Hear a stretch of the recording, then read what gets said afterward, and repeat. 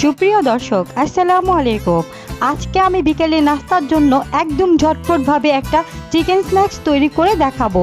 অল্প কিছু উপকরণে মাত্র 10 মিনিটে এই চিকেন পাকোড়াগুলো তৈরি করা যাবে। আশা করব আমার আজকের রেসিপি আপনাদের কাছে খুবই সহজ ও ভালো লাগবে। চিকেন পাকোড়াগুলো তৈরি করার জন্য এখানে আমি হাড় ছাড়া মুরগির মাংস নিয়েছি 200 গ্রাম।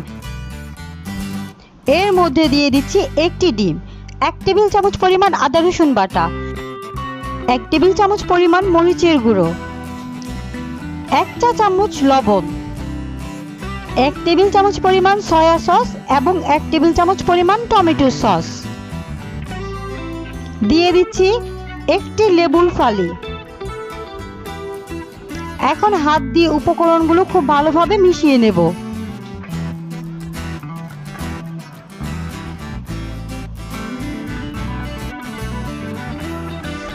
মেশানো হয়ে গেলে এই পর্যায়ে দিয়ে দেব 1/3 কাপ পরিমাণ কর্নফ্লাওয়ার।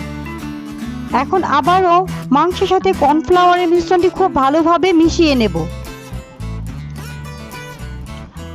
এই পর্যায়ে মেশানো হয়ে গেছে। এখন একটি কাঁটা চামচের সাহায্যে একটি পিস উঠিয়ে এখন আমি দিয়ে দেব ব্রেড গামের উপরে। এখন হাত দিয়ে চেপে চেপে খুব ভালোভাবে মাংসের টুকরো ব্রেড গামের সাথে খুব ভালোভাবে কোট করে নেব। এইভাবে আমি একে একে সবগুলো পাকোড়া কোট করে নেব। এখন আমি চলে যাব চুলায় ভাজতে। চুলায় আমি আগে থেকে প্যানে তেল গরম করে রেখেছি। এখন একে একে আমি সবগুলো চিকেন পাকোড়া এর মধ্যে দিয়ে দেব। 2-1 মিনিট ভাজার পর আমি পাকোড়াগুলোকে উল্টে দেব।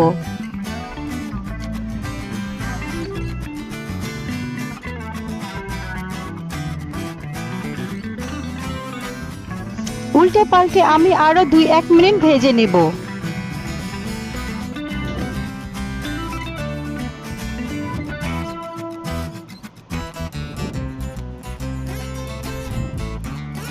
এই পর্যায়ে আমার পাকোড়াগুলো ভাজা শেষ। এখন উঠিয়ে নেব। এই পাকোড়াগুলো ভাজার পর অনেকটা সময় ধরে মচমচে হয়ে থাকে। পাকোড়াগুলো আপনারা বিকেলের নাস্তা টমেটো সসের সাথে পরিবেশন করতে পারেন। আশা করব আমার আজকের রেসিপি আপনাদের কাছে খুব ভালো ও সহজ লেগেছে। রেসিপি ভালো লেগে থাকলে প্লিজ আমার চ্যানেলটি সাবস্ক্রাইব করে রাখবেন। আল্লাহ হাফেজ।